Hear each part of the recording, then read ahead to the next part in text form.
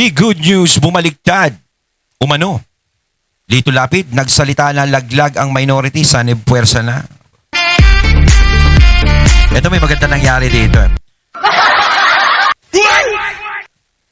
Ayan, syempre itong balitang ating matutunghayan ngayon ay nagmula kay Pinas News Insider. At ito po ang inyong lingkod na si BT na magbibigay ng reaksyon at komento dito sa video na ating matutunghayan ngayon. At huwag na natin pagtagalin at sabay-sabay na nating panoorin ang laman ng video na hatid sa atin ni Pinas News Insider at bibigyan natin ng reaksyon ang balitang ito. Pasok! Ito ang Ayan. balita ngayon. Trending at pinag-uusapan ngayon. Sandali lang mga katunay Eto, parang pag-uusapan natin dito si Senator Lito Lapid Meron din tayong pag-uusapan dito, no? Meron akong video na pakita ako. Medyo natuwa ako doon sa video yun, no? Kahit pa paano. Sa mundo ng social media, ang tiumanay balitang. Ito ang balitang dapat malaman ng taong bayan na pilit tinatago at pilit ayaw di umanong ipalabas ng mga bayarang media sa palasyo, kamara at senado sa publiko. Pero bago ang lahat, kung bago ka pa lamang Ayan, sa channel Pinas na News ito Insider. at kung gusto mo ang mga balitang politika, ay please huwag Ayan, kalimutang subscribe, mag-like, Pinas News subscribe at Insider. click ang notification bell para mas maging updated ka palagi sa lahat pa ng mga bagong video na i-upload namin. At ito na nga mga kababayan, para sa buong detalye, panoorin ang full video na siyang ipinaliwanag naman ng magaling na si ex-General Johnny Macanias. Narito't panoorin ang full video. Magandang araw mga kaibigan. Ayun, syempre bago natin simulan ang video ito, nais ko nga pala magbigay ng credits dito sa boses at video na matutunghayan natin ngayon at bibigyan ng reaksyon. Walang iba kundi si General Macanas. Syempre huwag niyong kalimutang suportahan ang channel ni General Macanas mga katunay. Pakibisita po yan at huwag niyong kalimutang mag-subscribe at mag-follow para maging updated po kayo sa mga vlogs, reactions sa mga balita na hinahatid sa atin ni General Macanas. Ayan po yung The General's Viewpoint. Suportahan natin yan. Ipagpatuloy natin. Bigyan natin ng reaction opinion itong post ni Beska Inday Sara.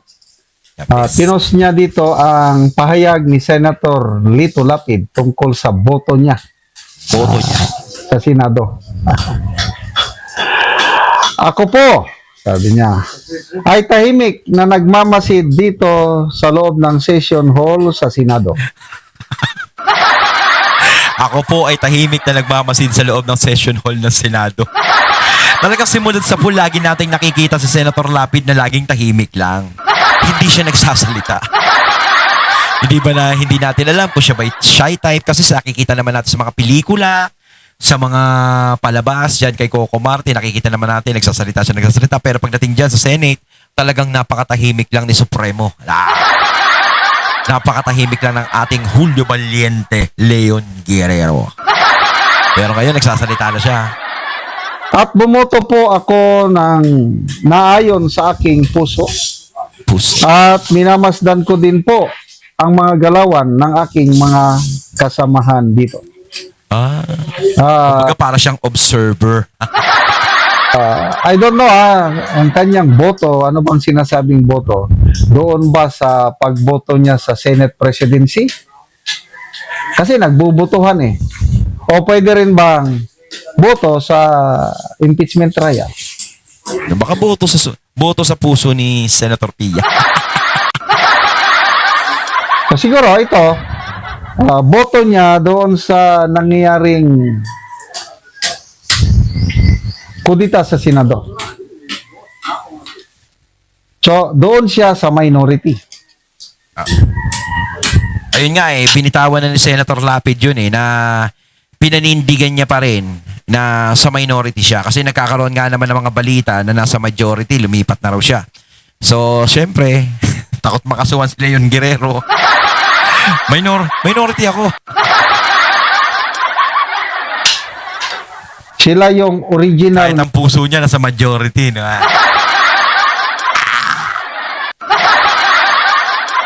Mamaya panoorin natin yung mga katunay. Nakakatuwa yun. Siyam na pumili nung nagkaroon ng botohan, pinili niya ang leadership ni Senator Tito Soto. Yun ang boto niya. So, yan sinabi niya, bumoto ako naayon sa aking puso at nagmamasid. Minamasdan ko din po ang galawan ng aking mga kasamahan dito.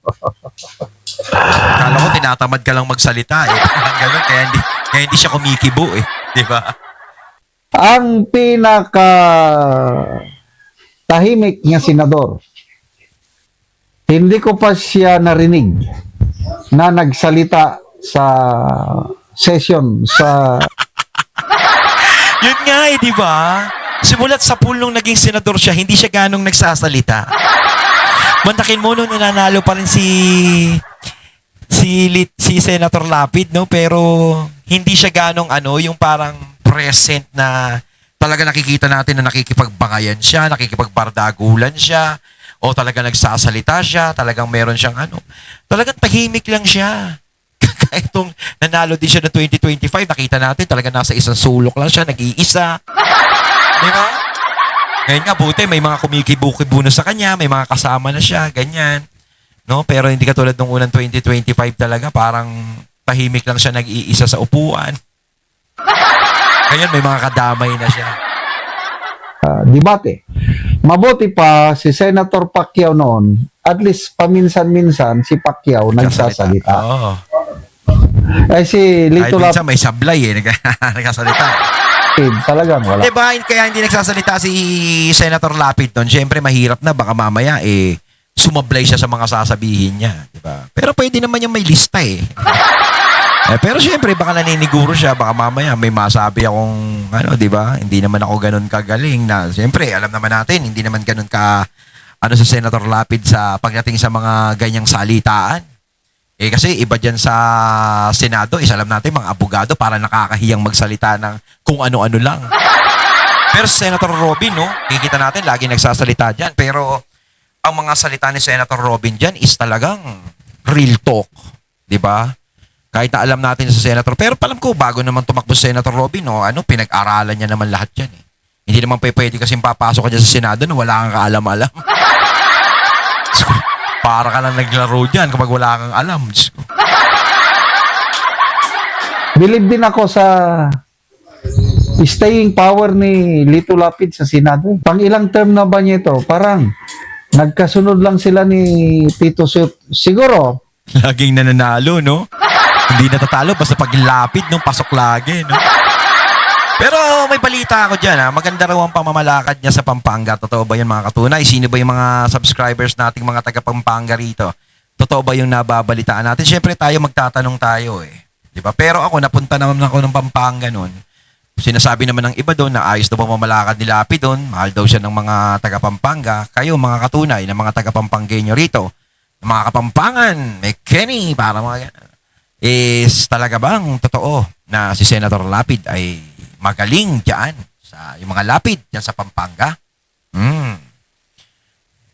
Nauna lang ng isang term si Soto tapos sumunod na rin itong si Lito Lapid.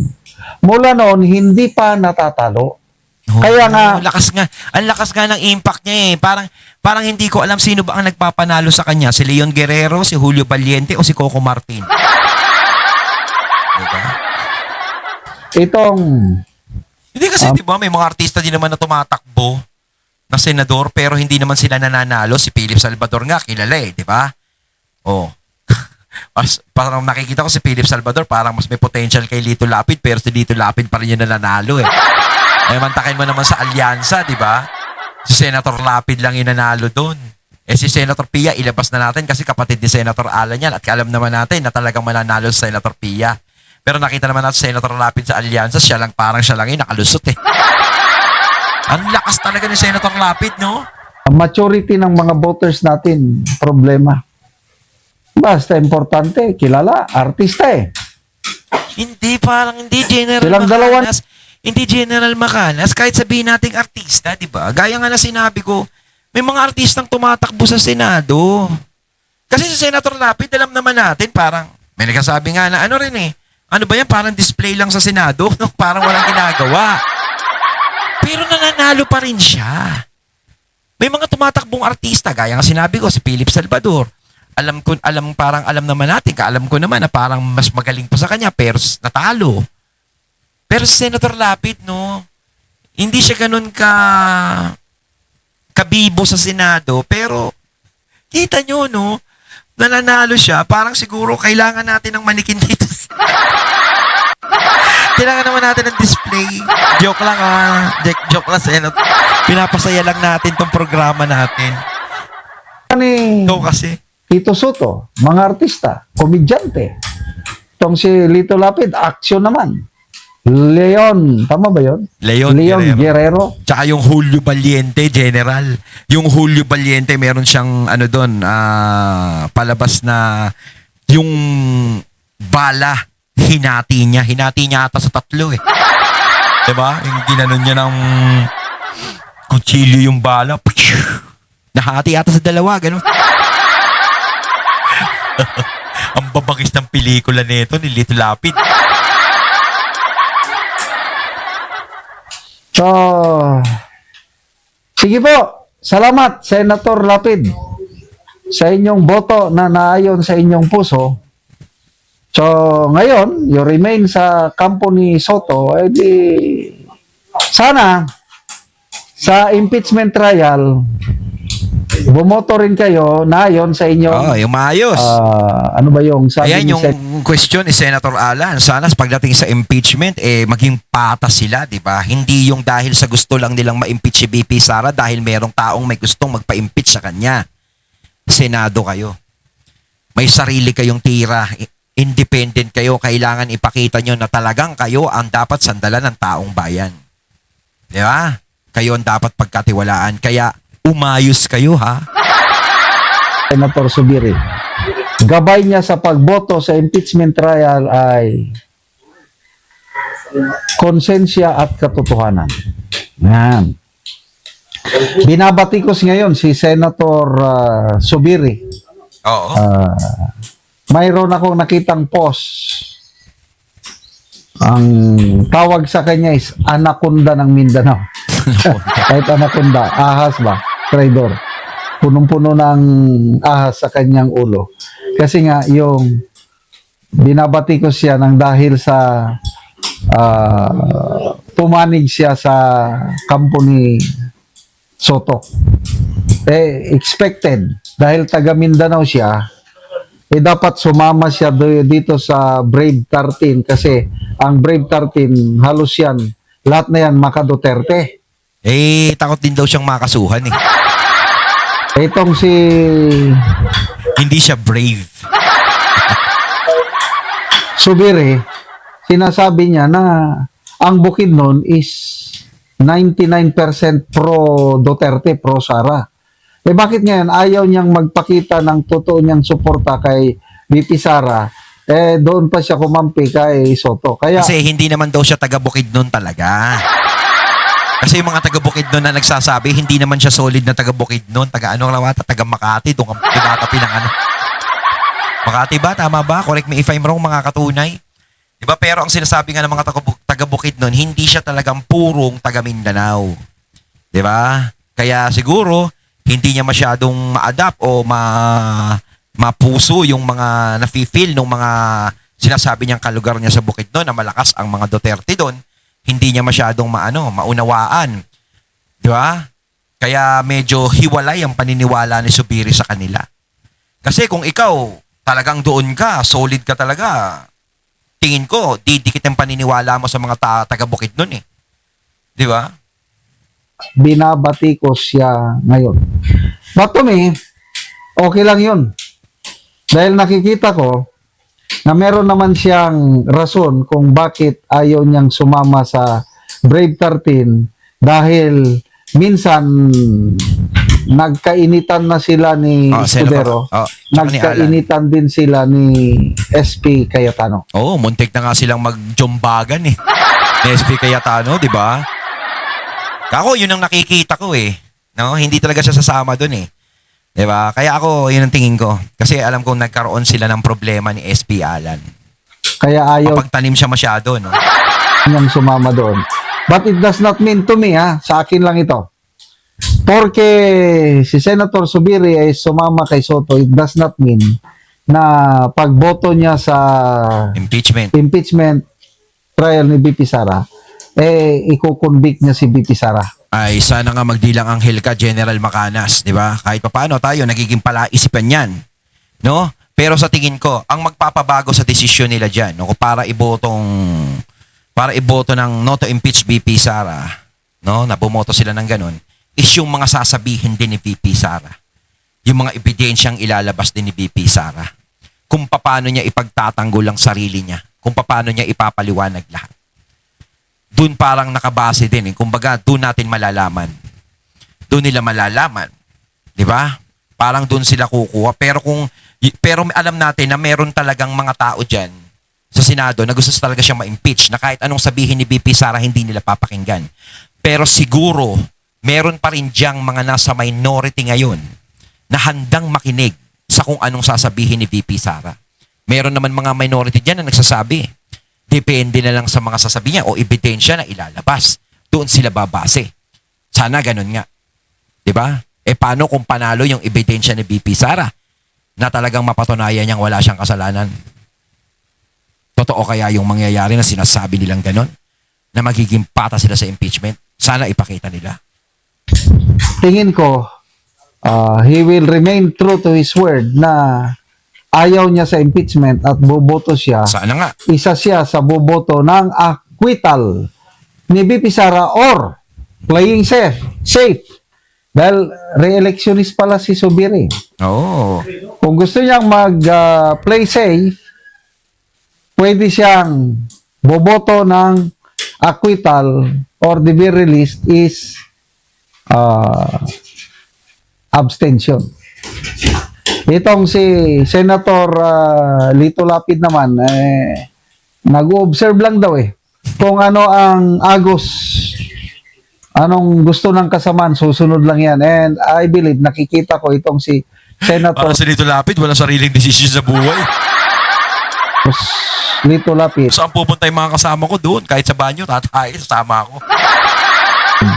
Isa siya sa boboto ng conviction ni BP Sara. Kasi walang problema sa kanya dahil bago lang siyang nanalo. Hindi pa siya magre-re-elect ngayong 2028. Kaya no worries.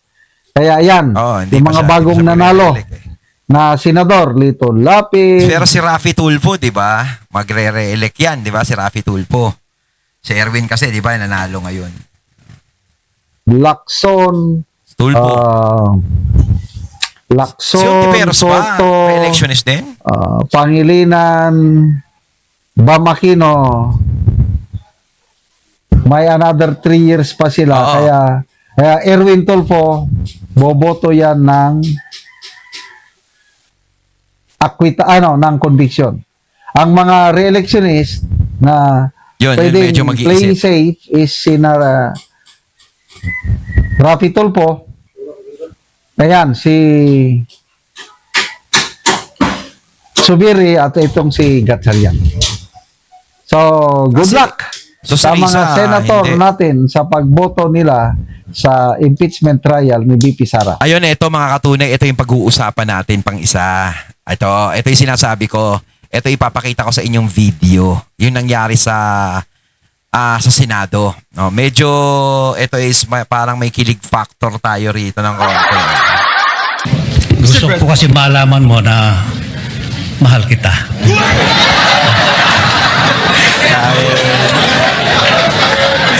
Si Supremo pumapag-ibig. Kita mo yung Senado, no?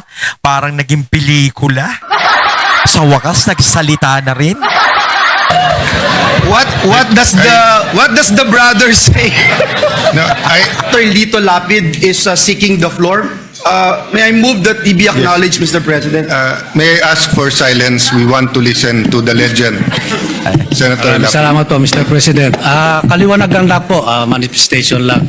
Tungkol po yung nangyari kahapon at marami po kumakalat sa social media na ako'y lumipat na sa majority. Hindi po totoo yan. Nananatili po ako sa minority group. At Yan hindi na. po ako alis dito. At yung Ay, pong di wag. motion ni Senator Zubiri kahapon ay sinusuportahan ko po. Hindi ko lang po ako nakapagsalita kahapon. Kala ko may botohan. Ngayon pala ay wala naman. hiling ko lang po dito sa Senado, sana magkaisa tayo. Iwasan ang bangayan. Ang dami-dami natin bisitang pari dito. Palakpakan po natin sila. Para pa Bantakin nyo, no, pagsalitaan nyo sa Lito Lapid, no?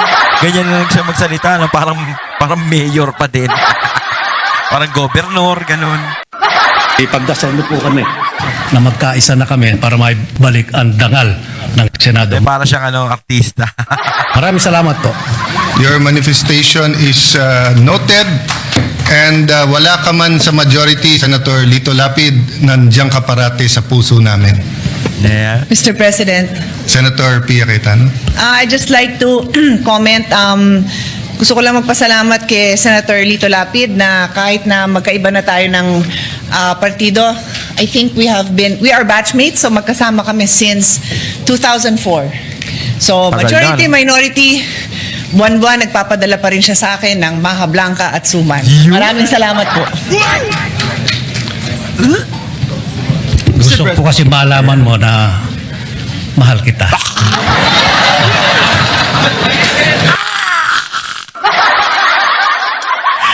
Mantakin nyo, ang haba ng panahon na hindi nagsasalita, si Lito Lapid, napagsalitaan nyo ng ganyan. Minsan lang magsasalita si Senator Lapid pero napakatindi pa. Parang may kilig factor pa sa lahat. Di ba? Minsan lang magsasalita, no? Yan ang tinatawag nating big pasabog. Parang kinilig pa si Senator Pia dun, ha? What does the brother say? Mantakin nyo, ayan, no? Kahit pa paano, yung init sa Senado is parang nagsalita si Senator Lapid, parang nag-cool down, nag-calm down. Di ba? Kahit pa paano, kahit saglit, is medyo na-relax.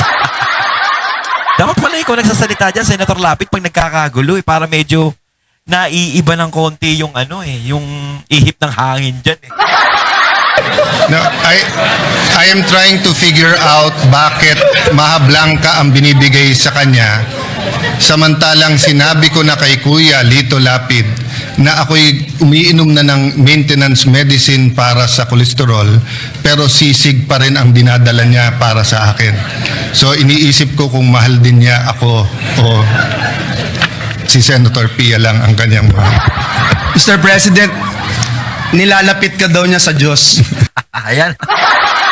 Ang ganda ng banat ni ni Senator Joel sa huli. Nilalapit lang daw siya sa Diyos. Parang ibig sabihin. Siyempre, parang may cholesterol sa Senator Alan, tapos sisig ang pinapakain, talagang mapapalapit ka talaga. Kaya nagtanong Senator Alan, parang si Senator Pia lang ang mahal mo, kung hindi gusto mo na ako ma-deads. Ayan, medyo nakakatuwa. Nakakatuwa yung nangyari sa Senado kahit alam natin na nagkaroon ng konting kaguluhan. Nakita naman natin na nagkaroon ng ngiti. No? Kaya Senator Lapid, dalas-dalasan mo yung pagsasalita para walang init masyado dyan. Ayan, kayo mga katunay, anong masasabi nyo tungkol dito? Comment lang po kayo sa comment box. So once again, I'm BT and I'm out. Peace.